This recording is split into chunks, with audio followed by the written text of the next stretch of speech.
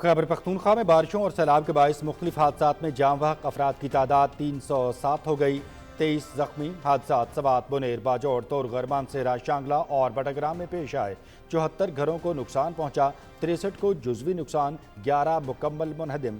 سیلاب سے زیادہ متاثرہ اضلاع کے لیے 50 کروڑ روپے جاری۔ وزیر اعظم محمد شہباز شریف اور صدر مملکت کا اظہار افسوس۔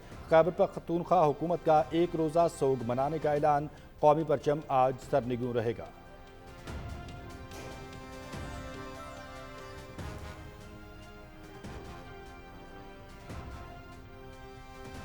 آزاد کشمیر میں 2 روز سے جاری طوفانی بارشوں، لینڈ سلائیڈنگ اور کلاؤڈ برسٹ سے بڑے پیمانے پر تباہی۔ وادی نیلم اور جہلم کے مختلف علاقوں میں پہاڑی ندی نالے بپھر گئے۔ حادثات میں ایک ہی گھر کے 6 افراد سمیت 9 افراد جان کی بازی ہار گئے۔ 7 گھنٹے کے طویل ریسکیو آپریشن کے بعد رتی گلی میں پھنسے 700 سے زائد سیاحوں کو بحفاظت محفوظ مقام پر منتقل کر دیا گیا۔ زلزال جھیل کے ایک بند کا آدھا حصہ ٹوٹ گیا۔ دریائے جہلم اور دریائے نیلم میں بھی سیلاب، دریاؤں کے قریب آبادیوں کو خالی کروا لیا گیا۔ آزاد کشمیر میں بارشوں کا سلسلہ 2 سے 3 روز تک جاری رہنے کا امکان۔ وزیراعظم آزاد کشمیر کی زیر نگرانی ریسکیو آپریشن جاری۔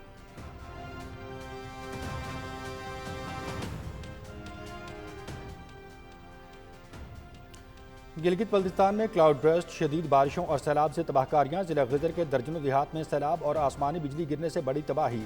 سینکڑوں رہائشی بے گھر۔ چٹور کھنڈ اور دائن کو ملانے والا واحد معلق پل سیلاب کی نظر، ہزاروں افراد پھنس گئے۔ گاؤں خلتی میں 6 افراد سیلاب کی زد میں آ گئے۔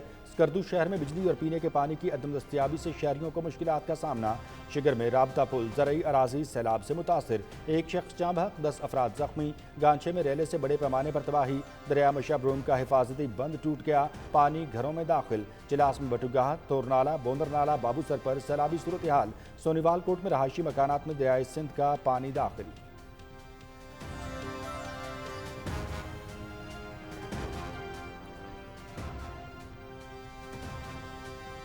وزیراعظم کی زیر صدارت بارشوں سیلابی صورتحال کے جائزے کے لیے ہنگامی اجلاس۔ چیئرمین NDMA کی وزیراعظم کو بارشوں سیلاب سے نقصانات پر بریفنگ۔ وزیراعظم کی NDMA کو ریلیف اور ریسکیو آپریشن میں تمام وسائل بروئے کار لانے کی ہدایت۔ خیبر پختونخوا حکومت کو خیمے، ادویات، اشیاء خوردونوش اور دیگر امدادی سامان فوری پہنچایا جائے۔ ترجیحی بنیادوں پر امدادی سامان کو ٹرکوں کے ذریعے فوری بھیجا جائے۔ سیلاب سے متاثرہ علاقوں میں پھنسے لوگوں اور سیاحوں کو فوری محفوظ مقامات پر پہنچایا جائے۔ وزیر اعظم محمد شہباز شریف کی ہدایت۔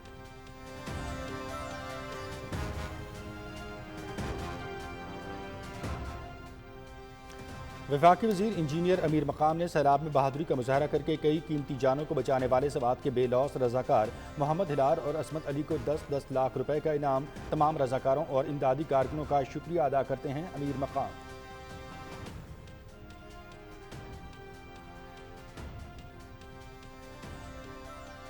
وزیر اعظم کی ہدایت پر ملک بھر میں ہیلپ لائن 911 فوری طور پر فعال۔ یہ اقدام بارشوں اور سیلاب سے پیدا ہونے والی ہنگامی صورتحال کے پیش نظر کیا گیا۔ متاثرہ علاقوں کے شہری 911 پر رابطہ کر کے ہنگامی مدد حاصل کر سکیں گے۔ اس نظام سے موبائل نیٹ ورک کے ٹاورز متاثر یا غیر فعال ہونے کی صورت میں بھی نیٹ ورک کام کرے گا۔ ترجمان وزارت انفارمیشن ٹیکنالوجی اور ٹیلی کمیونیکیشن۔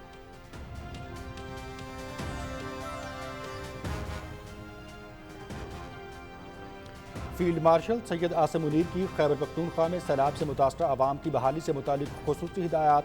خیبر پختونخوا میں تعینات فوج سیلاب سے متاثر عوام کی بحالی میں بھرپور مدد کرے گی۔ اضافی فوجی دستے بھی بھیجے جا رہے ہیں۔ پاک فوج نے 1 دن کی تنخواہ اور راشن خیبر پختونخوا کے سیلاب سے متاثرہ عوام کی بحالی کے لیے مختص کر دیا۔ فیلڈ مارشل کی کور آف انجینئرز کو پلوں کی جلد مرمت اور عارضی پل قائم کرنے کی خصوصی ہدایت۔ سیکیورٹی ذرائع۔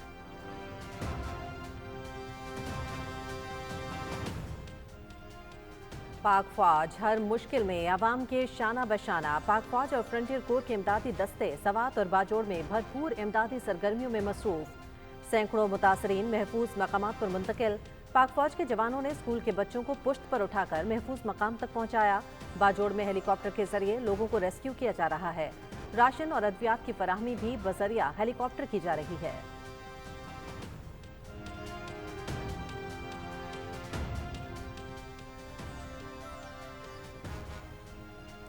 بونیر، باجوڑ اور بٹگرام شدید بارشوں اور فلیش فلڈ سے سب سے زیادہ متاثر۔ باجوڑ اور بونیر میں ریسکیو آپریشن جاری۔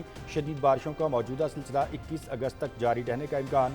سیاحتی مقامات پر بند شاہراہوں اور رابطہ سڑکوں کی بحالی کے لیے تمام وسائل بروئے کار لائے جا رہے ہیں۔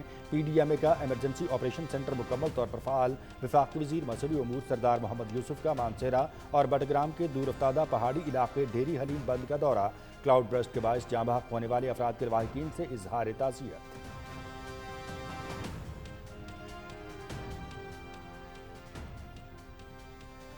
ملک میں سیلابی صورتحال، پی ٹی وی نیوز کی بروقت کوریج قومی ذمہ داری کے تحت P T V news front line پر موجود رہا۔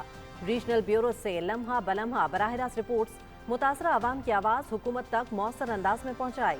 ریسکیو آپریشنز، انتظامیہ کی سرگرمیاں اور عوامی مشکلات کو اجاگر کیا۔ ہیلی کاپٹر ویوز اور زمینی حقائق کی جامع رپورٹنگ۔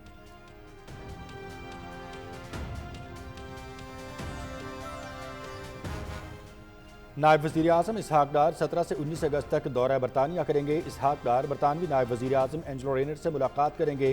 پارلیمانی سیکرٹری برائے پاکستان ہمیش فالکنر سے بھی ملاقات ہوگی۔ Ishaq Dar high commission London میں پنجاب لینڈ ریکارڈ اتھارٹی کے پروجیکٹ کا افتتاح کریں گے۔ منصوبہ اوورسیز پاکستانیوں کو زمین کے کاغذات کے مسائل حل کرنے کی سہولت دے گا۔ اسحاق ڈار کی برطانوی اراکین پارلیمنٹ کشمیری رہنماؤں اور کمیونٹی نمائندوں سے ملاقاتیں ہوں گی۔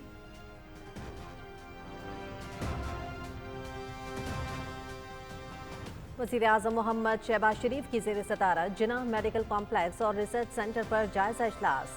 چینی کمپنی کی جانب سے تیار کردہ کمپلیکس کا کانسیپٹ ڈیزائن پیش۔ جناح میڈیکل کمپلیکس کو عالمی معیار کے مطابق ٹریجری کیئر کا ہسپتال بنایا جائے گا۔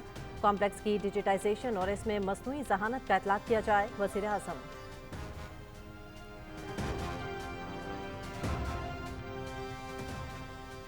عوام کے لیے بڑی خوشخبری، پیٹرولیم مصنوعات کی قیمتوں میں مسلسل دوسری بار نمایاں کمی۔ ہائی سپیڈ ڈیزل کی فی لیٹر قیمت میں 12 روپے 84 پیسے کی نمایاں کمی۔ مٹی کے تیل کی قیمت میں 7 روپے 19 پیسے کی بڑی کمی۔ لائٹ ڈیزل بھی 8 روپے 20 پیسے سستا۔ وزارت خزانہ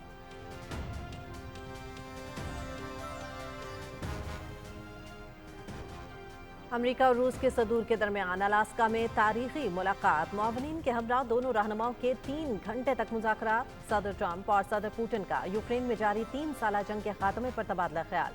جنگ بندی کے حوالے سے کوئی باضابطہ فیصلہ نہ ہو سکا، غیر ملکی ذرائع ابلاغ۔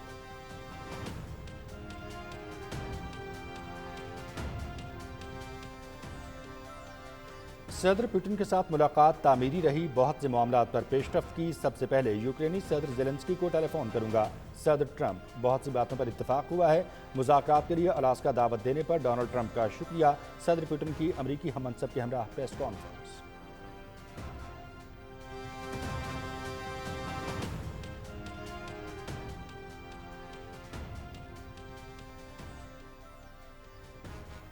چینگڈو میں world games in line skating میں کولمبیا اور اسپین نے طلائی تمغے جیت لیے۔ بال سپورٹس میں اٹلی نے سونے کا تمغہ حاصل کیا۔ کک باکسنگ خواتین میں اٹلی، برطانیہ اور ہنگری کے gold medals. Men's kick boxing میں ہنگری، آسٹریا، یونان نے طلائی تمغے جیتے۔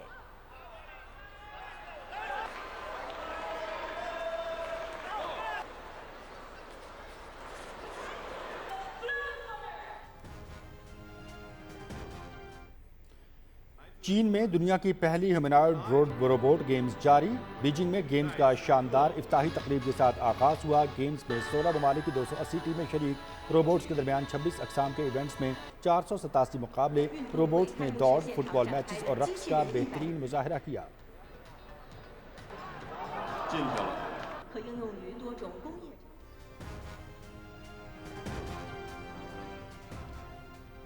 امریکی ریاست اوہایو میں ATP 1000 Cincinnati Open tennis, Spain کے کارلوس الکراز، جرمنی کے الیگزینڈر زیوروف سیمی فائنلز میں پہنچ گئے۔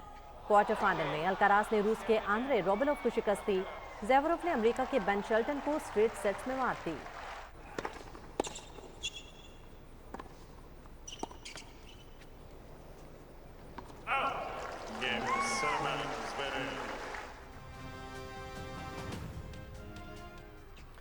امریکہ میں WTA ماسٹرز 1000 سنسناٹی اوپن دفاعی چیمپئن اور عالمی نمبر 1 بیلاروس کی آریانا سبلینکا کو اپسٹ شکست۔ کوارٹر فائنل میں سبلینکا کو قازقستان کی ایلینا ربیکینا نے اسٹریٹ سیٹس میں شکست دی۔ پولینڈ کی ایگا شویٹک نے روس کی اینا کالنسکایا کو شکست دے کر لاسٹ 4 کے لیے کوالیفائی کر لیا۔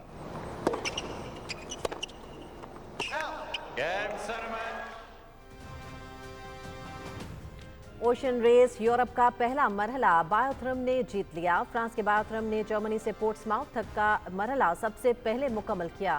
جرمنی کی ٹیم ملیشیا دوسرے نمبر پر رہی۔ سوئس ٹیم ہولیسم اور اٹلی کی ٹیم الاگرانڈے ماپے ایک دوسرے سے ٹکرا کر مقابلے سے دستبردار ہو گئیں۔ ریس کی پورٹس ماؤتھ سے اسپین میں کارٹاجینا تک 1400 ناٹیکل مائلز پر مشتمل دوسری لیگ کل سے شروع ہوگی۔